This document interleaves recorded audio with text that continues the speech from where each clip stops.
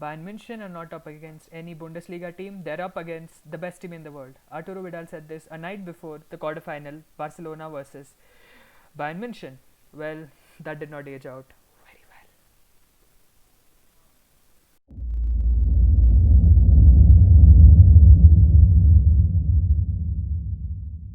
Hello everybody and welcome to another episode from Get in Football. Today we are going to be discussing about how Kike Setien got sent back to his cows and his farm by FC Bayern München, and how Pep Guardiola and the Manchester City team yet again managed to mess up the Champions League for I think 3 years running. Okay, before we start the video, guys, please do subscribe, drop in a like, and please do share the video. Gives us lots of motivation to make more and more content, and we do make regular content. So let's get started, everybody. First and foremost, let's talk about the first game, Barcelona versus Bayern München. This is what happened. This was a single leg fixture. What was this? Everyone thought Bayern are the favorites. I did too. But what my say was that it's a one-off game. In a one-off game, anything can happen. If Messi has a worldie and Bayern have an off day, you're out. It's not a two-leg fixture. If it was a two-leg fixture, I'm like definitely Bayern are going through, no doubt. But in a single-leg fixture, anything can happen. So I was saying Bayern have the edge, but I did not necessarily say that Bayern are definitely going to qualify. But what happened that day was disaster class from Kike Setien and the entire Barcelona team. It went wrong from the very word go. Let's first look at this. These are the lineups put in by the managers, okay? Before talking about Bayern, who was sensational that day, Barcelona. Just let's talk about this squad. Jordi Alba, aging. Piqué, aging. Busquets, aging. Roberto is aging. Vidal, Suarez. All of these guys are 30 plus. And you know, when you're playing against a team like Bayern who are full of energy, full of vigor, you know, the high pressing and high intensity football, you need guys to break the lines. You know, maybe if you can't bypass the Bayern press, Ter Stegen can, you know, ping a ball forward and you know, have a foot race with Bayern centre backs. But just think about this. There's Suarez up front along with Messi. None of them, I mean, Suarez, first thing talk about Suarez. Is he quick enough to actually, you know, maybe outpace even a Boateng who's himself very slow? These guys are all, you know, Barca legends, you can say that. All Suarez, Busquets, Alba, Piqué, these are all legends of the club. But now they are done. They're done at Barcelona. Because they are too old. And after one point, you might compete in the La Liga, which is a domestic competition, but when it comes to European competitions, playing against teams like Bayern München, this is what will happen. Vidal was played on the left wing up against Joshua Kimmich, who has not played as a right back for quite a while. He is playing as a CDM this entire season. Just because Benjamin Pavard got injured, he came back to right back. Yes, he was a right back initially, but he has not played as a right back for most of the season. Why would you not put one of your best wingers down that flank? They have spent about 120 million on Ousmane Dembele. He didn't play. They spent about the same amount of money on Coutinho. He was at Bayern. Same amount of money on Griezmann. He didn't start. What's the recruitment then? What is going on at the club?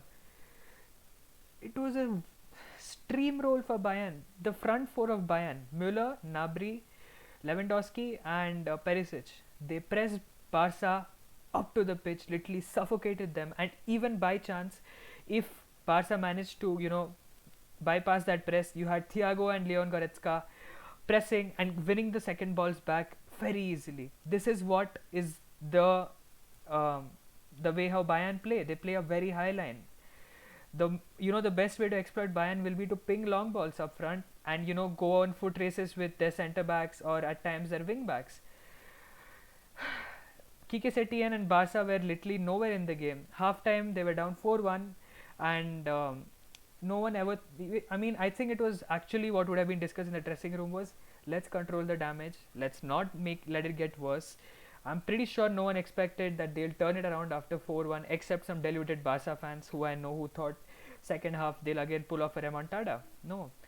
If you're talking about remontada, if there's one club here who would love to have a second leg, it's not Barcelona, it's Bayern München. Even though they have won 8-2, if there was a second leg, it's, it's gonna be worse than what Bayern, Arsenal, or such results. Um, yeah, I mean, as shit as Barca were, Bayern were too good, and literally every single player had a fantastic game. Um, Actually, the scoreline supposed to be 9-1 because Alaba scored for Barca. It was an own goal, but yeah, nevertheless. Um, yeah, enough banter on Barcelona. And one more thing before the game was, will Messi be controlled? Will he be kept at bay? Messi would be playing against Alphonso Davies, who is probably the best left back in the world right now. And I can't believe United had a chance to sign him for 1 million and we rejected him. Look at him now. Yeah, nevertheless, hold on.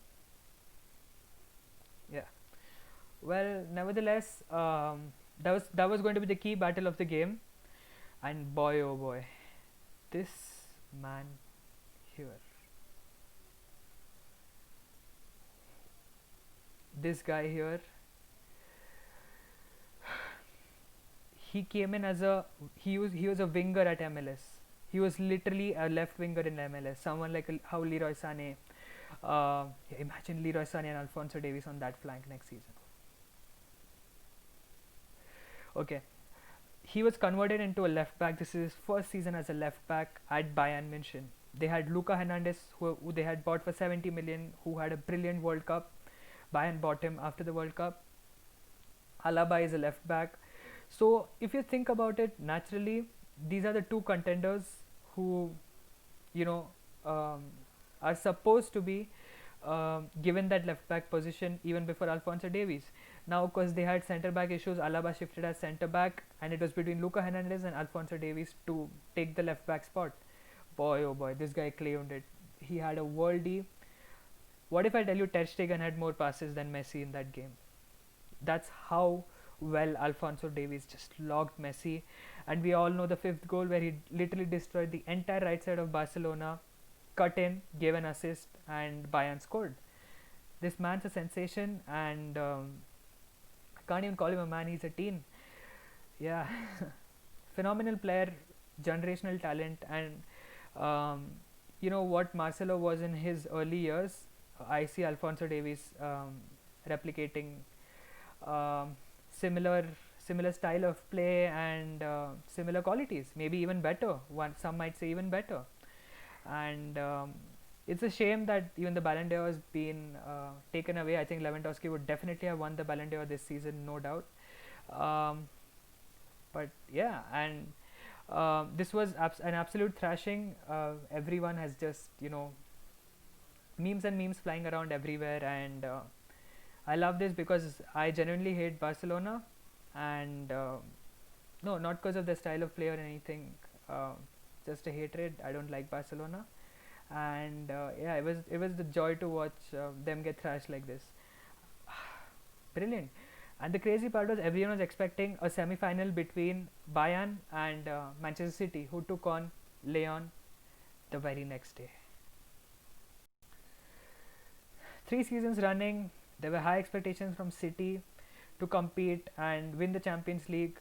Third season in a row, City have let down. Pep has let down the fans, the club. 2 years back it was Liverpool, last year it was Tottenham, this year it's Lyon. Yes, Lyon. Lyon is 7th in the French Farmers League, as it's called. Crazy part is there's PSG, Lyon, RB Leipzig, and FC Bayern München, who are the top four, the semi-finalists of this Champions League, and these are two teams from the German league and two from the Farmers League, right? That's what we call it. Is it a Farmers League? We have two teams in the semis. Well, it is still the Farmers League because The league is just dominated by PSG. No matter what you say, they keep winning the title year and year again, and it's not even close. It's not like a 1 or 2 points difference. They win it by like 10, 15, 20 points. So that stance won't change. But it was a very weird decision by Guardiola yesterday. When the lineups came up, we saw Rodri, Fernandinho, and Gundogan starting. These are all defensive-minded players. Um, it was expected to be a 4-3-3 with these three holding the midfield and De Bruyne playing as a right winger, but that was not to be. Fernandinho dropped back as a centre back, and Gundogan and Rodri were playing as the CDMs. De Bruyne was like a CAM, and Sterling was on the left wing. Jesus was central. Okay, but we have seen this with City this season, even in the Premier League. If you defend well against them, you are in with a very good chance to beat them. Their defense is weak. Their centre backs are slow, barring Laporte. And I know Eric Garcia is good, but Fernandinho is slow. Rodri's as a CDM, even he's pretty slow. Cancelo is suspect defensively, and that City will play such a high line and they will press you so high. If you somehow are, you manage to bypass the press, you're in with a chance to score, and that's what Lyon did yesterday. They sat back, they defended valiantly, they waited for City's mistakes, and they pounced on those mistakes. Yes, there was there was a goal which was kind of controversial. Some say that it was supposed to be offside, but nevertheless Lyon scored, and City never deserved to win. The type of chances they missed. I mean, Raheem Sterling, what was that miss? I would score that. Believe me, anyone would score that. And all the memes coming out, this is why Harry Kane didn't square it to Sterling in the World Cup semi-final against Croatia and all that. And this was the difference between what Barca Bayern was and City Lyon. Barca and City both. My bad. City and Bayern both press high. They play a high line. If you have to beat them, you have to soak in the pressure and hit them on the break. Lyon had the pace. They had Depay and Ekombi. They had the pace to trouble City, which Barca did not. And Barca at times tried to still pass out from the back, still play out from the back, even though Bayern were pressing relentlessly, and many of the mistakes just came from bad missed passes from the keeper and the players, the defenders, and Busquets, and literally every single one of them. Lyon just played the patient game, hit them on the break, literally got 3 goals against City, and crashed City out of the Champions League yet again. City have spent 330 million on their defense alone. I think it's more. But think about it: Ederson, Walker, Stones, Laporte, Mendy, Nathan Ake, this window. Might be forgetting someone else. But yeah, that's a lot of money to just spend on. He literally revamped the entire defense, and you still end up considering three goals against Lyon. There's no use. They rely heavily on Kevin De Bruyne, who again had a very good game yesterday. As usual, he scored as well, but he can't do everything. City kept missing chances after chances, and Lyon defended very valiantly, very bravely, and they deserved to go into the semi-finals. They're going to be up against Bayern, but I think Bayern are not going to be like City. They're going to thrash Lyon. That match I think it's going to end like 3-0 or something to Bayern's favor. And PSG Leipzig, I want Leipzig to win, but I think PSG have too much in the tank, to mess up against Leipzig. I think they'll win like 2-1, maybe 3-1, I feel.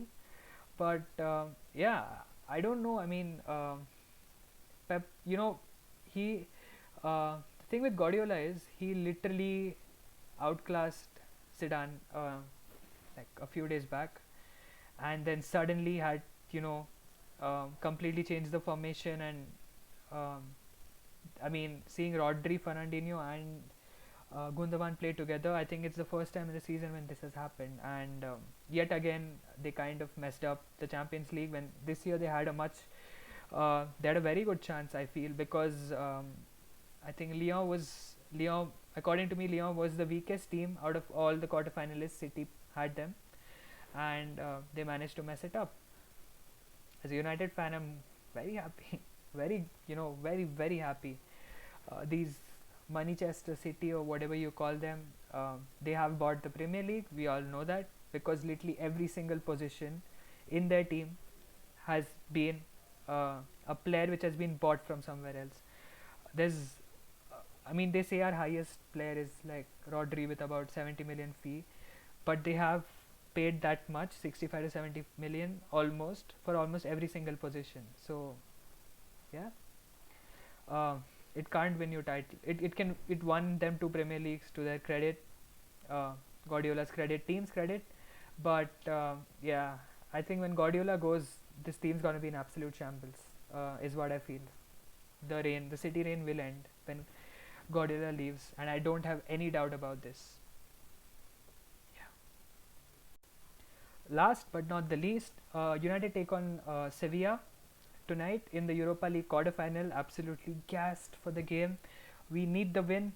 We need to beat Sevilla today. We need to play in the Europa League final, and we do have to go out there and win the final, win the Europa League, because this bunch of players need confidence. This bunch of players, in the sense, um, it's been so long since we have had a fixed starting 11 who we want. We are confident that this 11 is gonna play each and every game and gonna give us good results. When Greenwood, now we have Greenwood in the mix, Bruno, Pogba, Martial, Rashford, Nemanja Matic, Van Bissaka, Lindelof, Maguire, Luke Shaw, De Gea, Romero, whoever Oli plays. This bunch of players need to win the trophy. It's gonna boost the morale of the club, of the players, of Ole himself, and also winning the Europa League will give us even more money to spend in the transfer market. Hopefully, that might even boost the prospects of signing Jadon Sancho.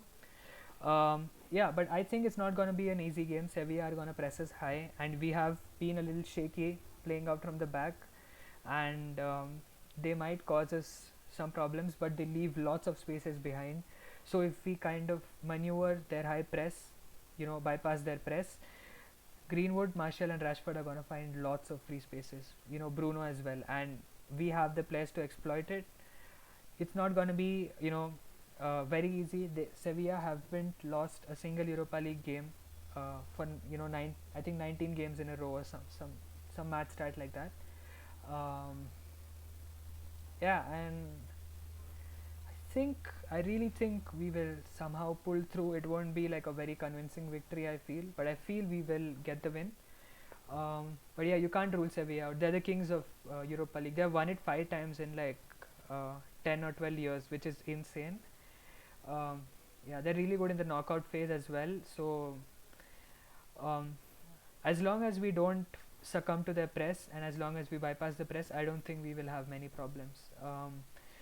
They don't have Ben Yedder. I guess he's not at Sevilla, or is he? I'm not sure. But their front line is a little blunt, I can say. They have Ocampos, who's a very good player, but he's a winger. So yeah, I just hope we get the win, go to the final, win the final, and start the next season in the Premier League with a great morale and more and more confidence. Thanks a lot for watching, everybody. Bottom right hand corner, please don't forget to subscribe and press the bell button to get all the notifications of the our content which we are going to be creating very, very regularly. Thanks a lot for watching, everybody. Please do drop in a like as well.